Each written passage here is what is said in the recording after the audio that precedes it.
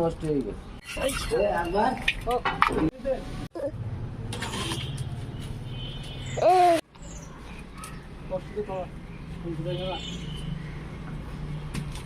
ওর আর কষ্ট হয়, ওর আরো মজা লাগছে। এখানে মশলা মাখানো হচ্ছে, বিরিয়ানি রান্না করা হবে আজকে। আর সম্রাট আকবরের বিয়ে, এই যে সম্রাট আকবর, ওর বিয়ে উপলক্ষে আকবর মশলা মাখাচ্ছে।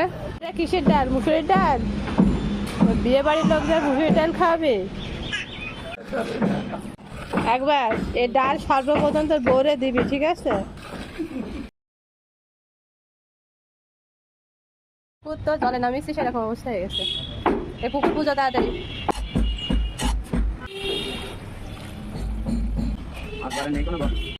উপর